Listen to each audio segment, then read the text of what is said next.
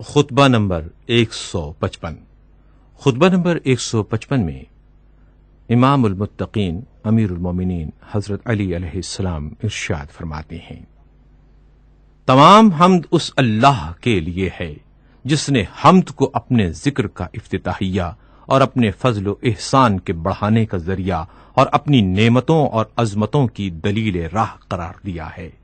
اے اللہ کے بندو، باقی ماندہ لوگوں کے ساتھ بھی زمانے کی وہی روش رہے گی جو گزر جانے والے کے ساتھ تھی۔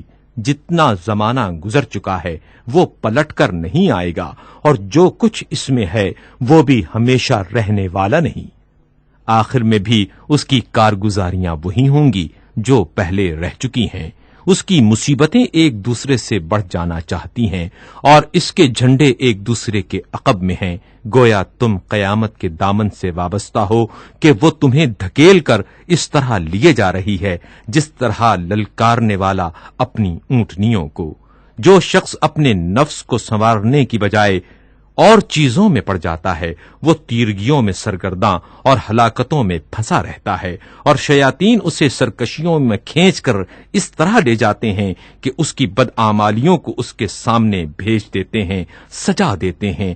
آگے بڑھنے والوں کی آخری منزل جنت ہے اور عمدن کوتاہیاں کرنے والوں کی حد جہنم ہے۔ اللہ کے بندو، یاد رکھو کہ تقوی ایک مضبوط قلعہ ہے اور فسق و فجور ایک کمزور چار دیواری ہے کہ جو نہ اپنے رہنے والوں سے تباہیوں کو روک سکتی ہے نہ ان کی حفاظت کر سکتی ہے۔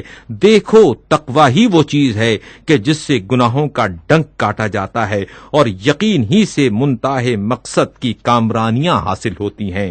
اے اللہ کے بندو، اپنے نفس کے بارے میں کہ جو تمہیں تمام نفسوں سے زیادہ عزیز و محبوب ہے، اللہ سے ڈرو۔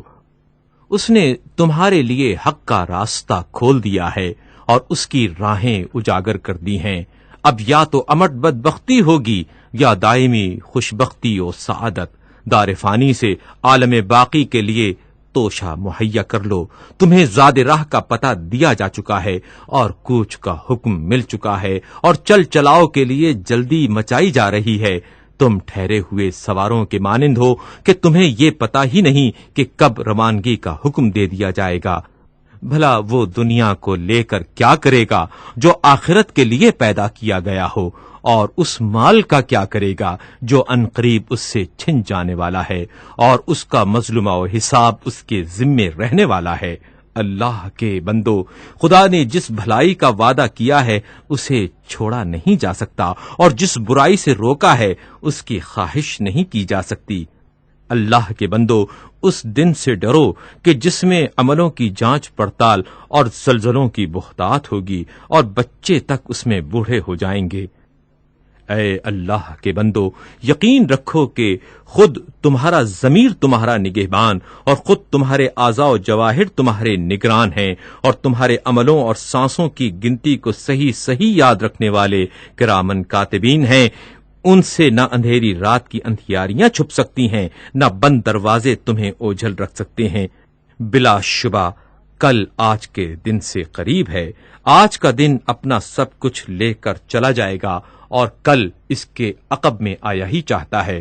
گویا تم میں سے ہر شخص زمین کے اس حصے پر کہ جہاں تنہائی کی منزل اور گڑھے کے نشان قبر ہے پہنچ چکا ہے۔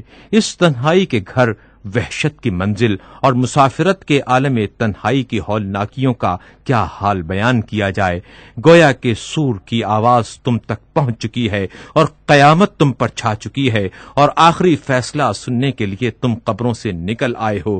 باطل کے پردے تمہاری آنکھوں سے ہٹا دیے گئے ہیں اور تمہارے ہیلے بہانے دب چکے ہیں۔ حقیقتیں تمہارے لیے ثابت ہو چکی ہیں اور تمام چیزیں اپنے اپنے مقام کی طرف پلٹ پڑی ہیں۔ عبرتوں سے پند و نصیحت اور زمانے کے الٹ پھیر سے عبرت حاصل کرو اور ڈرنے والی چیزوں سے فائدہ حاصل کرو۔